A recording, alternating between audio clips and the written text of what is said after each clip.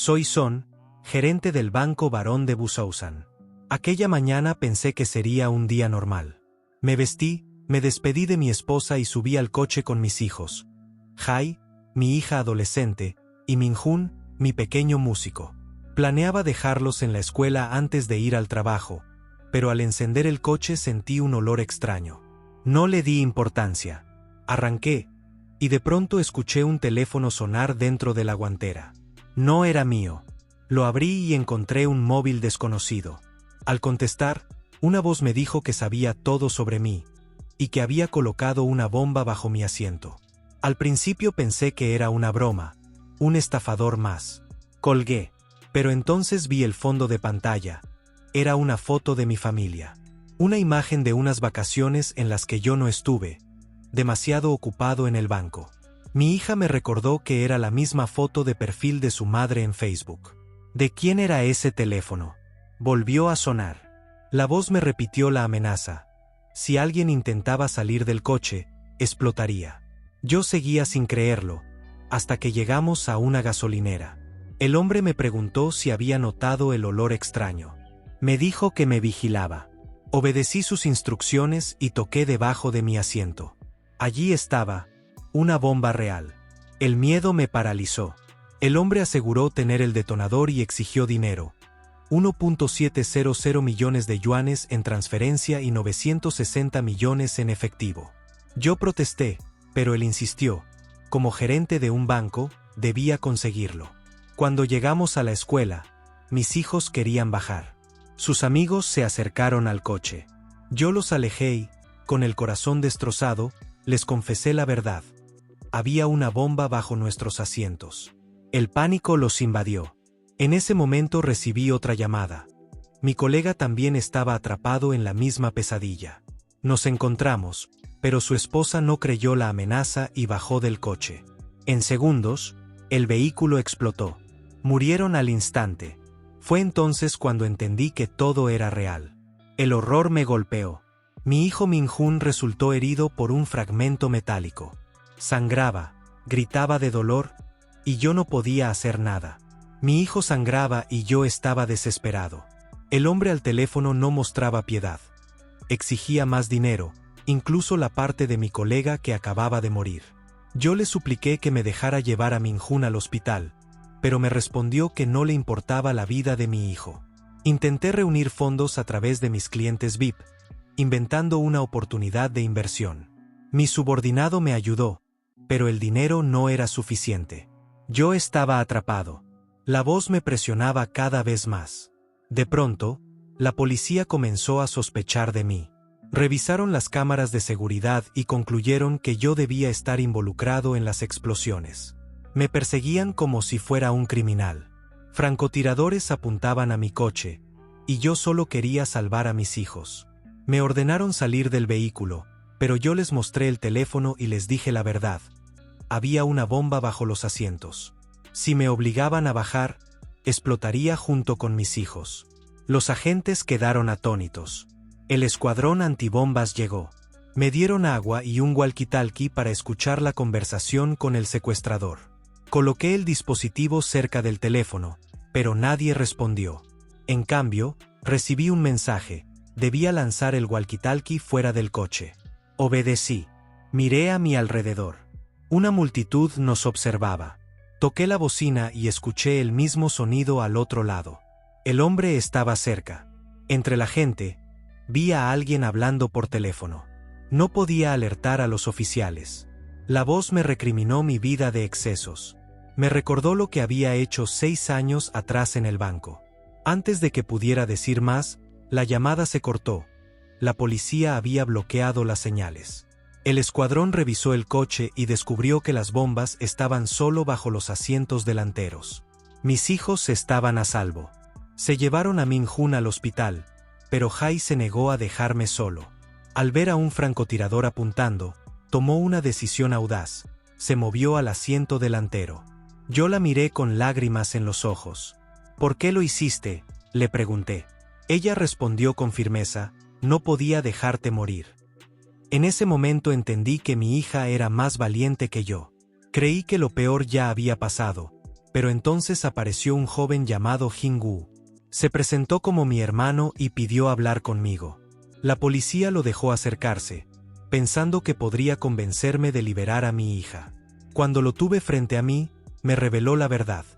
Él era quien me había estado llamando todo el tiempo. Sentí una mezcla de furia y miedo. Lo agarré, pero me amenazó con detonar la bomba. Dijo que no tenía nada que perder, que prefería morir y llevarnos a todos con él. Entré en pánico. Le prometí que reuniría el dinero, que haría lo que fuera necesario, pero le supliqué que al menos dejara ir a mi hija. Sorprendentemente, aceptó. Desactivó la bomba por unos segundos y permitió que Jin saliera sana y salva del coche. Pero enseguida me lanzó un nuevo golpe. Había activado otra bomba, esta vez con un temporizador de 18 minutos. Y declaró que se llevaría a mi hija con él. Si no recibía el dinero antes de que el tiempo se agotara, ella moriría. Lo vi marcharse con mi hija y la policía no hizo nada. Creyeron que era mi hermano. Yo me quedé paralizado, viendo cómo se alejaba con ella. Mi esposa, al ver la televisión, reconoció al hombre y gritó la verdad. Él no era mi hermano. Pero ya era demasiado tarde. Jin-Woo había desaparecido. Desesperado, llamé a mi superior en el banco. Le rogué que me prestara el dinero. Le dije que era cuestión de vida o muerte. Pero me respondió con frialdad, que yo había tomado dinero de clientes sin permiso y que el banco me denunciaría por fraude. Me quedé sin esperanza. Llamé a mi esposa y le pedí que transfiriera todo lo que teníamos. No había otra salida. Entonces Jin-Woo volvió a llamarme. Me ordenó ir a un muelle. Ese lugar me recordó lo que había hecho 6 años atrás, un pasado que había intentado olvidar. Cuando llegué al muelle, todo volvió a mí como un golpe en el pecho. 6 años atrás, yo no era gerente, solo un empleado más del Banco Barón. Recuerdo cómo convencimos a los trabajadores de una fábrica química para invertir en el banco. Usamos tácticas engañosas, promesas falsas. Cuando el mercado colapsó, lo perdieron todo. Entre ellos estaba una mujer embarazada que había invertido todos sus ahorros. Ella me suplicó ayuda, me pidió consejo para recuperar al menos una parte de su dinero. Pero yo, cegado por la ambición, la ignoré. No solo eso, destruí las pruebas que demostraban el fraude y encubrí a mis superiores. Por eso me ascendieron. Por eso me convertí en gerente. Esa mujer era la esposa de Jin-Woo. Y cuando lo perdió todo, también perdió a su hijo nonato. Ella no soportó la carga y se quitó la vida. Ese fue el momento en que Jin-Woo lo perdió todo. Ahora entendía por qué me perseguía. No era solo dinero. Era venganza. Era justicia. Mientras conducía hacia el muelle, vi carteles de protesta contra el banco.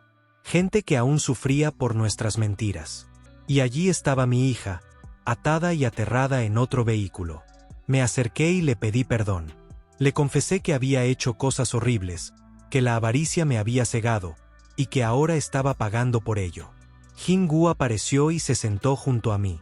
Me escuchó disculparme, pero me dijo que ya era demasiado tarde. Me contó cómo él y su esposa intentaron demandar al banco, cómo tuvieron que pedir préstamos y quedaron atrapados en un ciclo de deudas. Y cómo, al final, ella decidió acabar con su vida. Yo lo miraba, destrozado, sabiendo que todo lo que decía era verdad.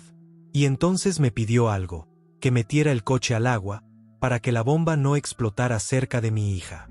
Lo hice. Conduje hacia el mar. El coche se hundió. Jin-Woo perdió el conocimiento. Intenté salvarlo, pero no pude. La bomba explotó bajo el agua y yo apenas logré escapar. La policía me rescató. Pregunté por Jin-Woo, pero ya era demasiado tarde. Había muerto. Sentí un vacío enorme. Había perdido a mi enemigo, pero también a un hombre que solo buscaba justicia por lo que yo le había hecho. En ese instante comprendí que no podía seguir viviendo como antes. Mi avaricia había destruido vidas, había causado dolor irreparable. Y ahora, después de todo lo que había pasado, tenía que enfrentar la verdad. Me presenté públicamente. Confesé los fraudes del banco, admití que había destruido pruebas y encubierto a mis superiores. Conté cómo habíamos engañado a los trabajadores, como habíamos arruinado familias enteras. Mi testimonio fue suficiente para llevar a los culpables ante la justicia. La gente me miraba con odio, con desprecio, pero también con esperanza. Porque por primera vez alguien del banco decía la verdad. Un día, mientras conducía, recibí una llamada de mi superior. Me rogó que no siguiera adelante, que me reincorporara al trabajo, que olvidara todo. Pero yo ya no era el mismo hombre. Colgué. No había marcha atrás. Ese día decidí que dedicaría el resto de mi vida a luchar por las víctimas inocentes. Ya no era el gerente ambicioso que escondía la verdad. Ahora era un hombre dispuesto a enfrentarla, sin importar el precio.